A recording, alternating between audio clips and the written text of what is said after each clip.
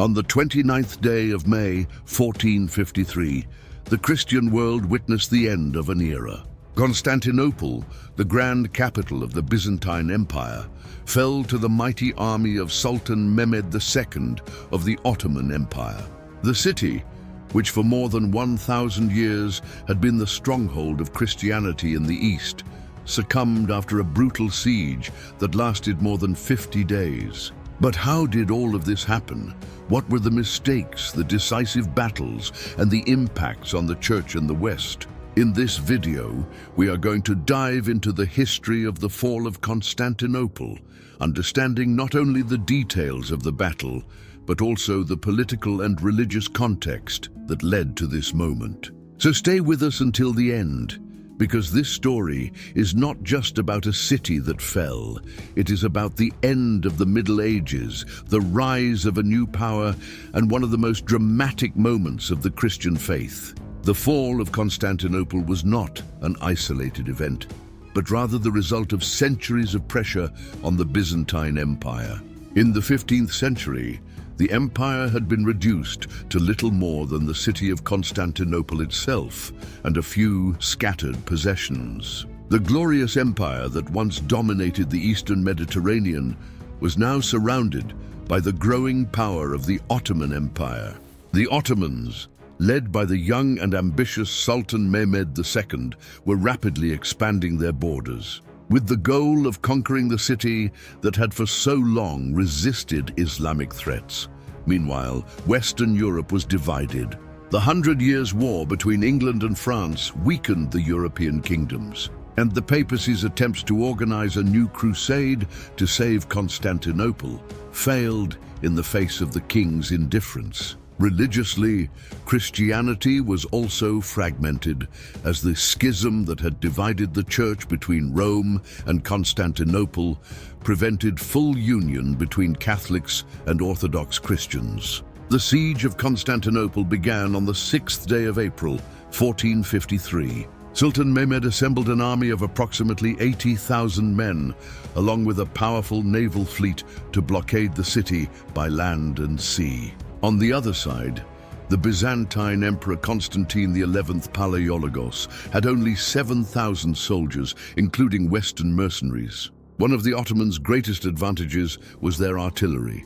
The Sultan hired European engineers to build giant cannons, such as the famous basilisk, capable of destroying walls once considered impenetrable. For weeks, these cannons bombarded Constantinople's fortifications, opening increasingly larger breaches. Despite being outnumbered, the defenders resisted bravely. The Byzantines employed quick wall repair techniques and launched daring sorties against the besiegers. At sea, they achieved an initial victory by transporting ships over land to bypass the Ottoman blockade in the Golden Horn, taking the enemy by surprise. However, the resistance could not last forever. On the night of the 28th to the 29th of May, Mehmed launched a final assault. Waves of soldiers attacked the already weakened walls. The fatal blow came when the Ottomans found a small gate open, through which they entered the city. By morning, Constantinople was taken. Emperor Constantine fell in battle, fighting until the very end. His body vanished among the dead. The city was sacked for 3 days, as was customary among armies of the time. Churches were desecrated, citizens were killed or sold into slavery. The iconic Hagia Sophia was converted into a mosque, marking the beginning of a new era for Constantinople, now Istanbul, capital of the Ottoman Empire. The fall of Constantinople had profound repercussions for the Christian world and for global history.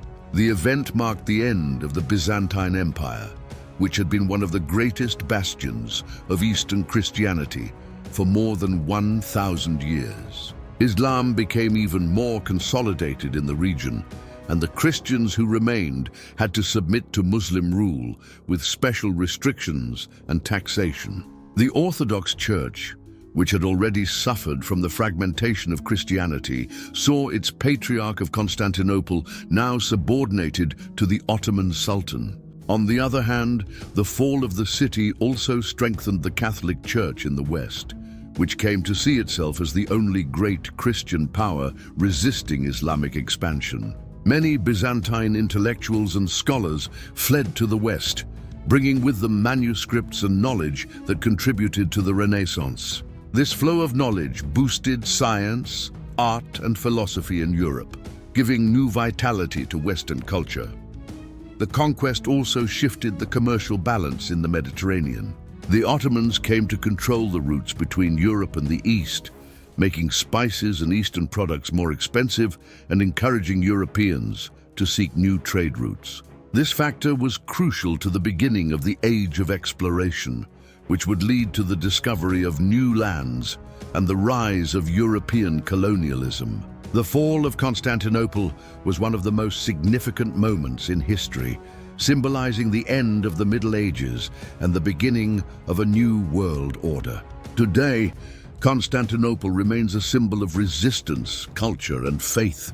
Its monuments, such as Hagia Sophia, bear the marks of this transformation, serving as a reminder of a glorious past and a decisive moment in the history of humanity. If you enjoyed this journey through history, don't forget to like this video, leave a comment, and subscribe to the channel for more content about the great events in church history. See you in the next episode.